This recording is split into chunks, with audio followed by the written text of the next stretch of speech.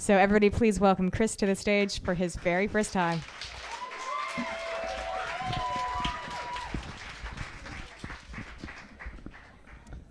Hi, everyone.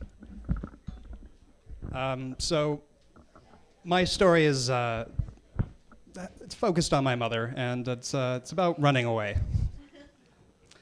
When I was growing up, some of my earliest memories of my mother involved frantically trying to catch up with her.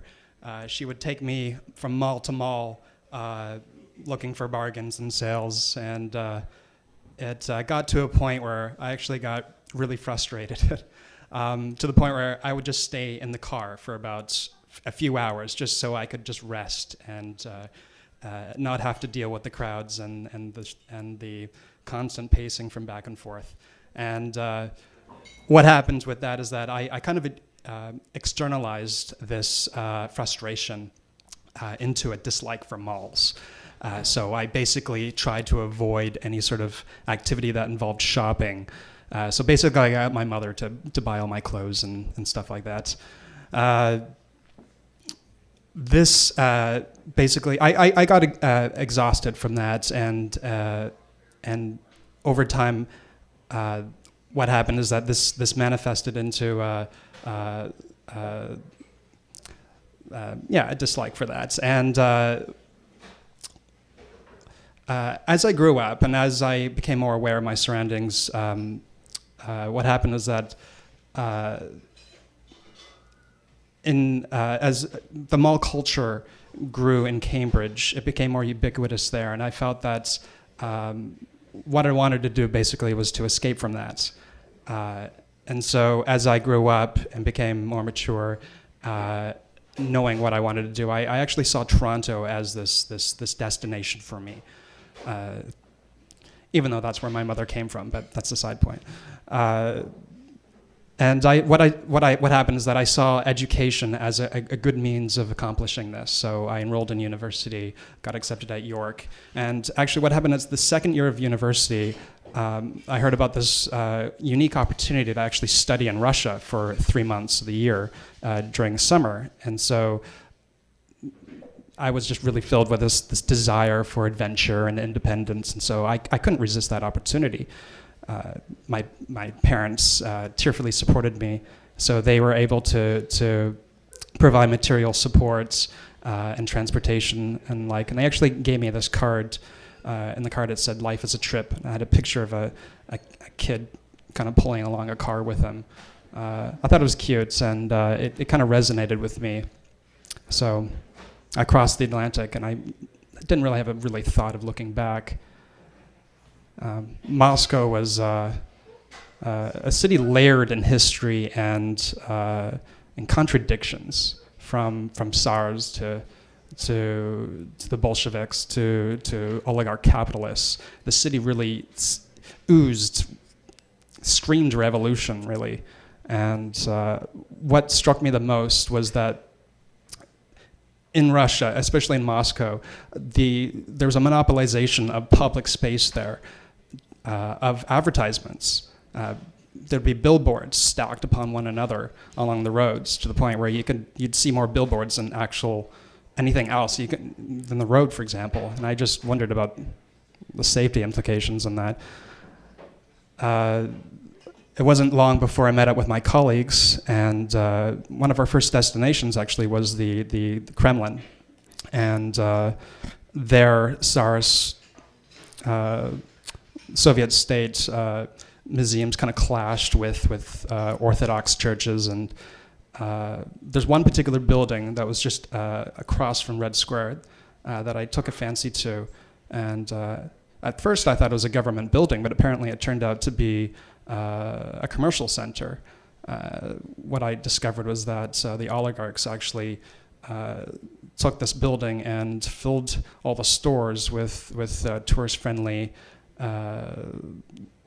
luxury boutiques. And I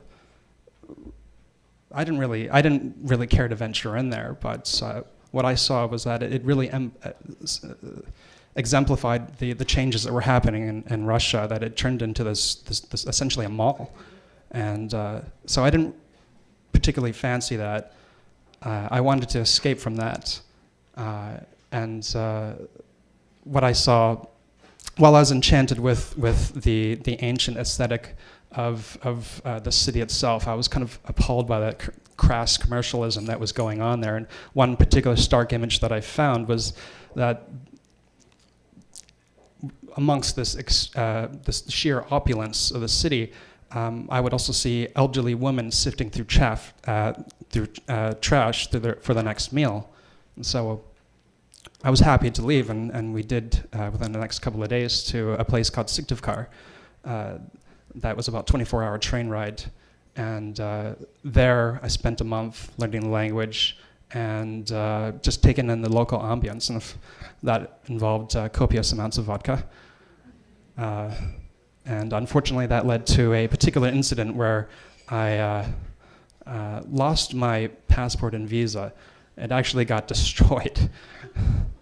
So I frantically called up my professor, and I said, what am I going to do? We're going to have to figure this out. And he said, well, we're not going back to Moscow. Okay, well, we'll just have to wait until the end of the trip. This is a 3-month trip, and I'm within the first couple of weeks that this happened. So I acquiesced because I knew that this would be a big detour with our itinerary. But I was always a bit afraid of the police because they would always have justification to put me in prison for that. So moving on, we spent 3 weeks in a village called Izhma, and then after that we actually took a train ride up along the Ural Mountains to a place called Vorkita. This was actually beyond the tree line in the tundra. And at this point, my colleagues, it was pretty apparent to them, because this was the second up to the 3rd month in, that they were feeling a bit homesick. For me, it was a bit different, actually. Strangely enough, I actually was really charmed by this place. In Vorkita, it originally was founded as a gulag by Stalin, and then it transformed into this booming mining community. But with the end of the Soviet Union, it actually started to nearly collapse under the sheer weight of its own irrelevancy. But there was a particular energy to it. It was a frontier town, and at the time I thought it was devoid of the urban sprawl and the crash commercialism and the consumption that I desperately tried to avoid at the time. And so it had this magnetic energy that I was compelled to, and this was exemplified, actually, this feeling was exemplified when I actually traveled along with my peers outside of this community. We actually took this demilitarized tank. We rolled through the tundra for a couple of days, and we made it into the mountains. We kind of nestled ourselves into this lake, and there we decided to pitch camp. And at this point, a few of my friends decided to actually go up a mountain. And this was my first time actually being in a mountain range, let alone actually with the prospect of climbing it. I couldn't resist. I climbed with them. And so a few of us went, and one by one, my friends would actually give up. But I was a bit stubborn at the time, and I persisted to the point where it was just me climbing up.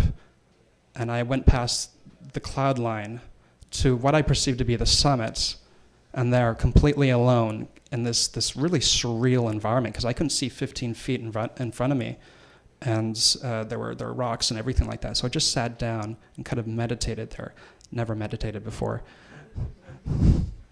And I just contemplated on that, the beauty of the moment, and it really struck me. But there was also something that that I became aware of too, was this particular yearning to return.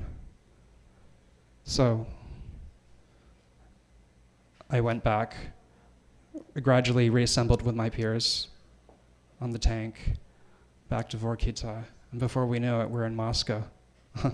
Oh yeah, Moscow. Completely forgot about my passport and visa. So what I had to do at this point was actually convince the Russian bureaucracy as well as the Canadian consulate that I was not a fraud, that yes, my documents were destroyed in a laundry machine. Felt a bit embarrassed to admit that I actually got drunk, but hey, it happens. And well, it took a bit of convincing, but I managed to get the papers fixed.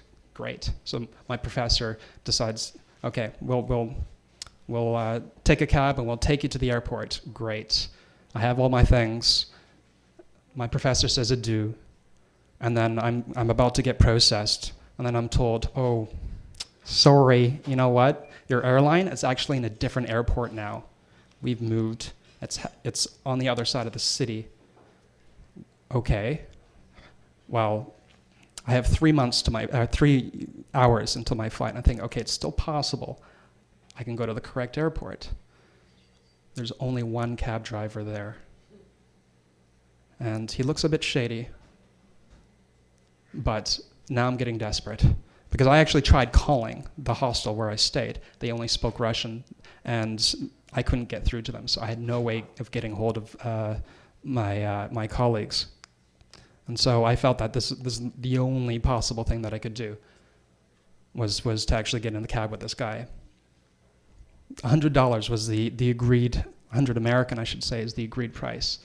Okay, fine, I agree, I shake his hand. He drives me there. And at this point, at the new airport, Domodedovo Airport, he starts to follow me and he says, you'll pay the rest of the money. I'm like, okay, rest of the money? Under the threat of force, he managed to liberate my wallet of all my cash.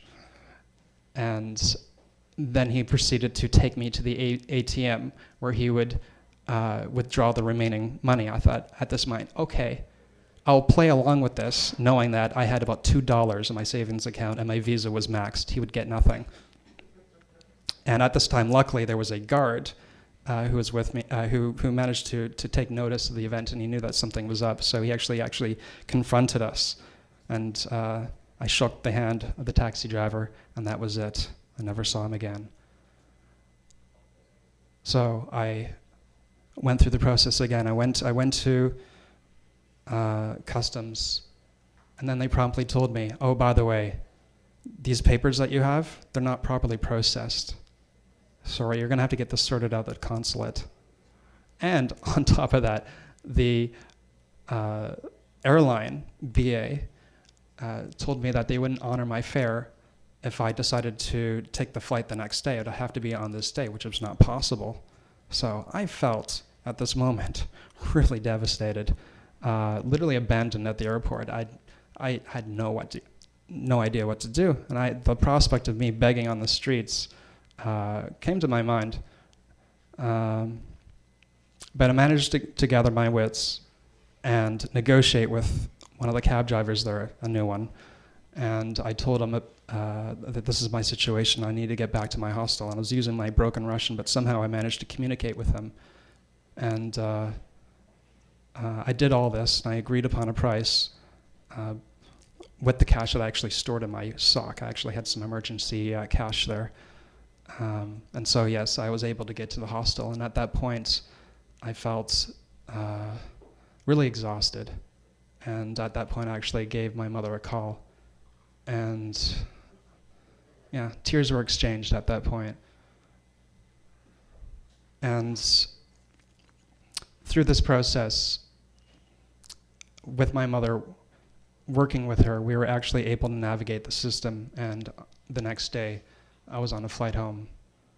9 hours of flights, an overnight layover in London, and finally Pearson.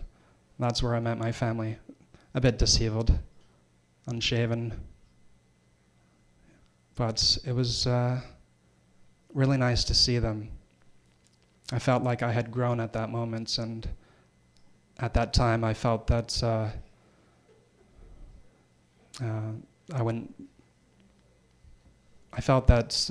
would no longer run away. All right.